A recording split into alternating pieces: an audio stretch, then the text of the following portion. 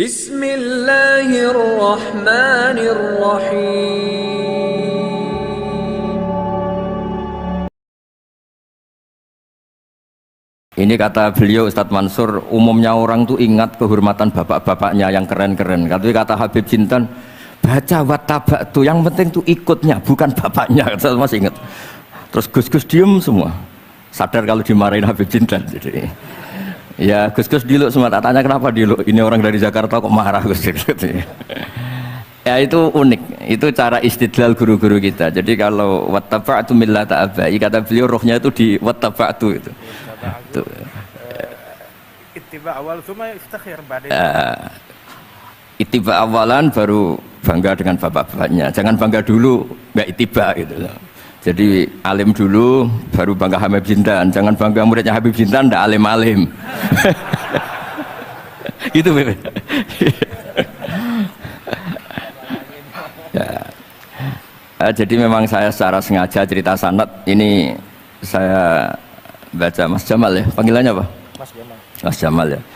Pertama saya baca Al-Iqdul Farid, ini karangannya Said Muhammad bin Alawi.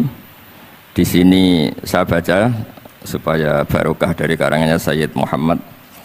Di antara orang yang beliau sebut dari ulama Indonesia, beliau ngendikan Al-Habib Al-Mu'ammar Ali bin Abdurrahman bin Abdillah Al-Habsyi. Wal Habib, ya Kuitang ini Bebe. Ya, jadi juga. Ya ini juga jad beliau dari omnya Wal Habib Ali bin Husain bin Muhammad Al-Attas Sahibitat. Wal Habib Hamid bin Muhammad bin Salim Asyiri. Wal Habib Muhammad bin Ahmad bin Zain Al-Haddad. Wal Habib Syekh bin Salim bin Umar Al-Attas. Nah ini Wal Habib Salim bin Ahmad bin Jintan bin Syekh Abu Bakar bin Salim. Ini kitab karangannya Sayyid Muhammad bin Alawi. Terus ketika beliau cerita Sanad Ad-Darimi, Sunan Ad-Darimi, beliau ngendikan Arwi Sunan Ad-Darimi anis Sayyid Salim bin Jiddan Alian anil Habib Utsman bin Abdillah bin Akil bin Yahya Al-Alawi Mufti Batawi, ya, an Utsman bin Hasan Ad-Dimyati anil Amir Al-Kabir. Jadi keberadaan Habib Salim ini mudawwan, selain faktanya beliau sering ta'lim juga mudawwan dibukukan. Saya pernah hormat kholnya Syekhona Khalil. Di situ di antara manaqibnya ditulis min ajalli ta'lamidihi Salim Al-Habib An-Nasib Salim Maula Jintan, itu Alu Jintan disebut di situ. Jadi ini bukan cerita untuk tafakhur, bukan untuk fakhriyah, tapi ini memang fakta untuk fakhriyah. Karena pondoknya buyut saya juga namanya fakhriyah, ya. Minal fakhriyah ilal fakhriyah. Ya, minal fakhriyah ilal fakhriyah kata. Nah ini tentang sanad. Tadi saya sudah mentasihkan beliau dan beliau mengkuatkan hujah kita. Dulu ketika Habib Salim banyak orang yang menyalahkan orang pakai celana, Bibah. Nanti jenengan yang cerita. Beliau juga bela kultur itu.